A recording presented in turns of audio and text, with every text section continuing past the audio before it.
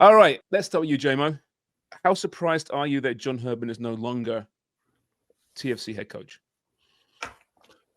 Surprised by the timing, but ultimately not too surprised that he's gone. I thought, this would have played out for like a little bit longer, just with, Canada Soccer announcing that they were going to look into sort of a disciplinary sort of case against John, but they, by all accounts, it sounded like they were going to sort of keep that private and not sort of release, the findings publicly, much like they did when they launched the independent investigation. So I thought that would have bought him and TFC a little bit of time, but I think, just my reading of it is that, John and the club sort of saw the writing on the wall, right? That this was not going to turn out good for them, that there was going to be some sort of punishment from Canada Soccer, or maybe even possibly FIFA, like they handed with Bev Priestman. I mean, Bev Priestman has already lost her job, and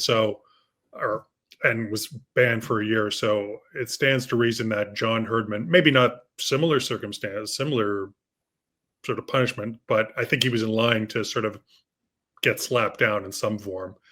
And so I see this as just a chance for him to sort of get ahead of the story a little bit, maybe sort of dictate, the narrative, and do a little sort of damage on his sort of reputation, because I don't think there's any question that it's taken a bit of a hit with sort of all the allegations of, the spying sort of culture within Canada Soccer, and both national team programs, being linked directly back to him. So it's, we've talked about this before a lot, Charms. He is nothing if not calculated. And so I think this was a calculation of sorts on John's part. And so, as I said, not terribly surprised by ultimately that he's gone. Just thought it wouldn't have come so soon. Dubs, this is a smart move, isn't it, on his part? Before things get really ugly, you control that narrative. You can begin the redemption arc for John Herdman's career when you see fit, as opposed to Bev Priestman, who does the opposite and doesn't resign and doesn't control the narrative and will take the legal course and will dirty her name even further. They're the options, right? And I think John Herdman's done, for John Herdman, the best thing he could have done, because I think the writing was on the wall. He was going to be leaving TFC, whether it's from MLSC making the call or Canada Soccer revoking his coaching license. Yeah, it's the right thing for John Herdman in terms of controlling his own narrative, as JMO says. Like that's what he does. He wants to control everything that's within his control, and I think that he felt like it was spiraling out of control, and so he gets out in front of it a little bit. But I think this is a temporary thing, right? Like this Friday afternoon news dump, like it's still going to be, it's still going to be massive news, right? Oh my God! Come on, though, it's so obvious. Yeah, but I mean, it's not. It's the right thing for him. I think it's a calculated move, and I think it's probably the best move for him at this point. But it's not an honorable move. Like if you're comparing John Herdman to Bev Priestman, I know it's like not one or the other. Like if Bev is dishonorable, it doesn't make John honorable. Like that's not what I'm saying. But there's in that statement that TFC put out that accompanied the fact that he'd resigned. Thank you, John Herdman. There's no mention of it, right? But I think he saw the writing on the wall in Bev Priestman's lawyer's words, that the gender card was played, that the gay woman card was played. And I think he was seeing this as, this is going to end up badly for me, that this is going to have to be pinned on somebody, or if Bev is going down, she's bringing me with her.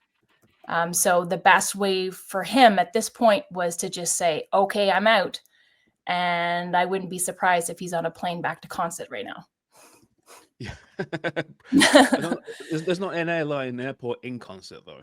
It's probably flying to Newcastle, I would imagine. Take an Uber from there. But yeah, 100%. I think we're all on the same angle there with why he's done it and when he's done it and the reasons for doing it. What I'll say is, let's fast forward a few weeks or even months, maybe, JMO, and there's going to be an interview with John Herdman on some sympathetic platform Who knows? Maybe Footy Prime. Not Put us this there, one. well, not with Ginny, maybe. But there'll be an interview with John, and he'll speak beautifully, and he will explain his wrongdoings and apologize. And that's when the rebuild of his image will really start. Don't you think? That's what's going to happen here. He's got it planned out. He's got it strategized. The comeback. It may not be in Canada, but it's going to be somewhere. One would think, and I think you're right, one would think that the interview would be with an outlet that's not a Canadian one, just because I think... Hosted by Piers Morgan. Yeah. John Herdman. I mean, I don't know. You guys tell me. I mean, there seems to be more furor over sort of like the drone thing in Canada than there is in sort of the international community. I don't know what that says about 100%, JMO. I don't know what that says about our sort of standards in terms of ethics and cheating versus the rest of the world. But so one would think that he's going to, if he is going to do some sort of, tell-all interview, it'll be with, someone with a news outlet from abroad. One thing I have to say is that, what struck me about this entire thing is that I honestly don't believe that John thinks that he felt that he did anything wrong. So I can remember when this whole thing sort of broke after the Olympics, John held, TFC was preparing to play, I think it was the Red Bulls in the League's Cup. And we were able to, myself and a few reporters were able to question him, for the first time after, what was going on. Because obviously when people wanted to know that John had been involved in any sort of training, been involved in any spying using drones. And he kind of downplayed the idea that using drones was cheating. I mean, he kind of, I forget what the quote was, but he seemed to think it was rather pedantic that everyone was focusing on, the use of drones, implying that, this is done in international soccer. And, he parsed his words quite carefully when he was asked directly had he ever used, such tactics. And he said, that sort of activity has never taken place under my watch when I was involved with Canada soccer, at a major international tournament like a World Cup or, Olympic qualifiers. Yeah, he was very careful to say at a major tournament. Yeah, the obvious implication being that it probably happened at, a CONCACAF event or an internet or, friendly or something like that. So, I mean, I don't think that he honestly viewed that he did anything really wrong, that he, felt that, this is just part of, what you do as an international coach. You use every advantage that you have. And I don't think he quite understood that, it is cheating. And, I appreciate that, people outside of Canada view things differently. And I'm not suggesting that we hold ourselves up to a higher standard or that we're better than everyone, but it is cheating at the end of the day. I'm not sure how anyone can sort of look at it like in any other direction. You might not be able to get much of an advantage out from a bit. And I think you really have to question why would anyone go to such lengths to get such intel that, at the end of the day, I don't know it's going to be all that useful. But let's not sort of quibble over this. It is cheating. And the fact that John, I think deep down, if he was going to admit it, didn't really see it that way, probably hurt him as well. Well, I think it's convincing himself. It's almost like the cognitive dissonance, but you're creating that culture of winning, of motivating. He's known as being not only just sort of crafting the narrative and wanting to micromanage everything, but of being a master motivator. But you have to be very careful saying those words. But I'll say something else. But it's almost like it was so insular that it almost became cult-like in the way that it was justified and rationalized. And that's where it ebbs into the dangerous, right? So that's why I think a lot of people, myself included, got to a point where I thought, okay, Bev Priestman clearly made errors in judgment, in decision-making, to do something unethical, continue to do it, and to pressure people to do it. We talked about that. And then to not really walk back those comments, allow people to take the fall for her and throw them under the bus. Right. And then John himself, by not, I'm not saying admitting the guilt or being overt about it, because clearly he's the one allegedly that put all this this unethical practice into place. But the fact that it became so embedded in the culture of preparation that we're going to work, 22 out of 24 hours a day to be the best prepared that we can. And it must include these practices. Like that's what the Kool-Aid was. And everybody had to drink it or you were going to be pushed out or blacklisted. Well, and just further to that, sorry, just further to that, Amy, too. I mean, Priestman as well. I mean, everyone was talking. I mean, sort of one of the interesting points that people have been brought up is surrounding Bev was that, how could you be so stupid in terms of, actually writing an email to Canada Soccer HR saying, complaining about an employee who wasn't going to sort of participate in this drone scandal thing. I don't think it was stupidity. I think it was just, it's that point about it being so embedded that she didn't see it as anything wrong, that this was just accepted. And so it was like, that dress on the internet a few years ago where it's like, the dress is gold. No, the dress is pink or whatever.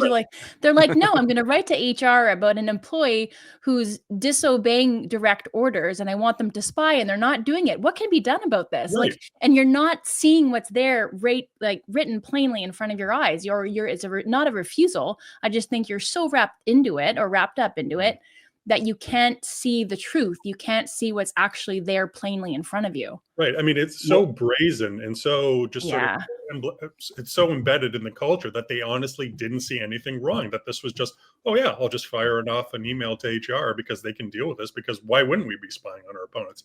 And I think that, John was of that mentality as well. But there's a faction of the international coaching world right now, football world, who are probably laughing at this, saying, man, they are overreacting to this magnificently. It might even paint Canada in a naive way in some factions of world football, the way we've blown this thing up. I'm not saying we've done the wrong thing here as a nation. I think we should be holding these people accountable, but that is the arrogance in professional football. I found it, it's interesting. In the statement released, and listen, we're taping this literally within 15 minutes of hearing this news. There's more information coming out over the weekend. We'll get to that, like I mentioned, on Monday. But in the statement, John Herdman says, personally, I've made the difficult decision that it's the right time for me to step away from the club as the organization defines its vision for the future. Right? There's no mention here of any saga, scandal, controversy, news cycle. It's almost as if this is your typical manager having a disagreement with upper management and walking away. That's what it sounds like. This is your classic manager walking away from a job statement. Yeah, we need like a copy paste. Yeah, exactly. There's no accountability or acknowledgement of responsibility in this to anything whatsoever, which is legally probably quite smart, because Canada Soccer will still go after John Herdman here. Sure. As far as maybe revoking his license from coaching in Canada. I do think, and I want your opinion here, that Canada Soccer might be a little bit pissed off about this, that they've had the carpet yanked out from under their feet. They could have demonstrated a real show of strength here and revoked his license and essentially got him fired from MLSE. Now that can't happen because he's beaten them to it. They can still go through their ethics and disciplinary commission and still make the Heritage Committee. Ruling. Heritage Committee too, exactly. There's still a lot more shoes to drop here, but I think ideally they would have liked to have really given a show of strength here and said, we did this. And now they're not doing that. Although their life's a little bit easier now, let's be honest, in fairness. There's no potential, I wouldn't think, of legalities. He's quit, he's walked away. Now, I guess perhaps if they revoke his license, he could still potentially then go further, take the legal course, if he chose to. But like he said, I don't think he will. There's so much more. No mention of staff at TFC. I mean, the TFC angle here, we're not even touching the TFC angle here, JMO. It's pretty big. They didn't even head coach. No mention of other staff. I've heard through the grapevine that there will be other heads to roll here. It's not going to just be John Herdman, and that Canada Soccer is pretty adamant about that. It goes quite deep. So we'll see what that means. But as far as TFC is concerned, there's some big names available right now. Jim Curtin just quit or got fired or let go or mutually, wherever it was, from Philadelphia. Proven club culture builder in MLS. We know Bobby Smirniotis was a finalist last time out before John got the job. Tommy Wilton Jr. has been, was respected and considered at MLS level football. It's early, JMO. It's unfair to put you in the spot. Where do you think this goes? Are they going to go for a big name? Or don't forget, they've got Bayern Munich's former executive lurking around, walking the hallways there with some big contacts as well. I think it's hard to look past Jim Curtin. I think what he did at Philadelphia, sort of building that team up into, a prominent MLS side over the years consistently.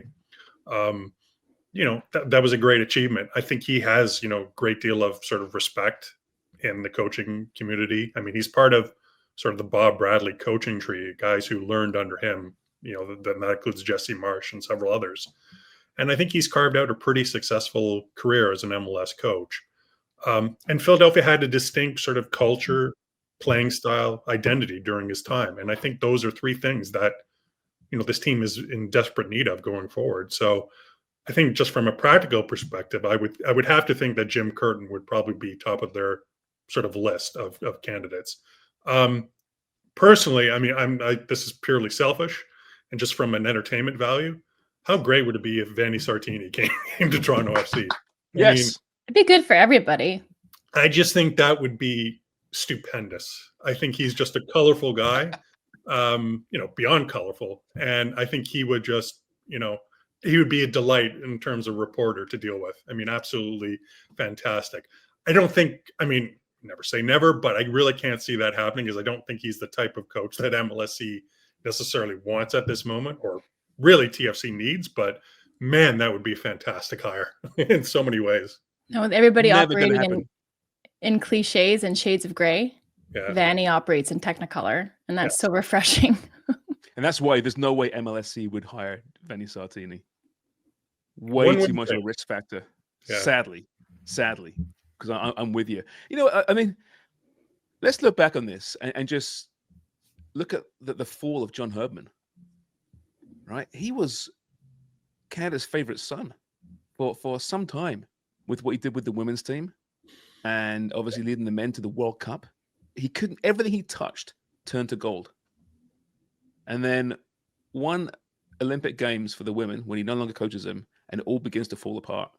It's incredible. I remember years ago, I was speaking to an old boss, and I think what happened, someone in the industry lost their job, and I made some crack about it. And he goes, listen, don't ever joke about someone losing their job, right? Whether you like the person or don't like the person, right? That's a life-changing moment for that person. It's not cool. It's not nice. No one should be reveling in this at all, although they will on social media. I don't know John Herdman that well. I've always had good interactions with him. He's given me good quotes. He's been friendly enough to me. I think, Jamie, you're probably the same. Dubs, you're probably the same as well. He's been a good guest in this show numerous times over the years. I hope he bounces back in some regard and learns something from this, because in there is a good football man who did actually a lot for this country as well. Yeah, but it might cause him to reevaluate some things in the way that he operates, because we talked about this, and you hit the nail right on the head. I think it was a couple weeks ago, Sharms, and we were kind of unpacking all of this reporting on the drone with the culture beneath it, that it's not so much the drone flying. And, JMO, you alluded to the fact that, are we making too much of it as Canadians? Like, it remains cheating. So I don't care what the rest of the world says about it. It's fucking cheating, right? But I think it's what is underneath that, or what surrounded that, what sort of facilitated the drone flying. And that is part of your culture, and that is your behavior, that's your values, that's your identity. So if that was built in, that was pervasive, then that's unacceptable. And we can't have that. And I too am sorry that he lost a job. I have many of my close friends in the game who love him, changed the course of their careers. So much respect for the man, but he made mistakes. So if he's back in the game at any point, hopefully he's learned from them. Well, let's hope he owns those mistakes. Let's hope at some point he does own those mistakes. Then he can get the respect back, I think, eventually. That's the sort of exactly the point that I was going to make. Look, I like John on a personal level. He was always, quite friendly to me. I can remember him sending, funny enough, I can remember when I paid off my mortgage like 11 years early, I tweeted something out just saying, hey, yeah, I paid off my mortgage. And within minutes, he texted me. He's just saying, hey, congratulations. That's great news and blah, blah, blah. So I was like, okay, great, John. Thanks. No, but I mean, so he was, a personable, sort of friendly guy. But like sort of Amy said, there's sort of mistakes have been made, and corrections have to be made, not just in his sort of in the mistakes that he's made, but also in his, I would suggest, his behavior and the way he looks at things. And so, it's not impossible for him to redeem himself and repair his reputation. But there has to be sort of an admission that, he was wrong in some of the things that he did, and just sort of move on from that somehow. It's a ruthless sport, eh? Jesus, Can be. so many levels. By the way, that was just a flex on a sly there by JMO. I paid off my mortgage 11 years early. I know. Okay, Man, JMO. I don't know about you, Dubs. I'm on course to pay mine off 11 years late. Jesus. In fact, I'll never pay my mortgage off. There's like every chance I'll never pay it off. My daughter will inherit my mortgage.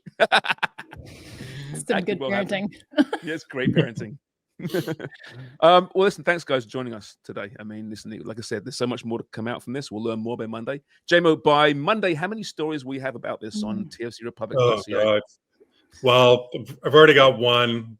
There'll probably be 2 or 3 more before the week's over. So yeah. Well, listen. So you have a big sale going at TFC Republic? Yeah, I got a big Black Friday sale that's going to end at midnight tonight. So it's 50% off the monthly sort of rate, which is $8 a month, or 25% off the yearly rate, which is $50.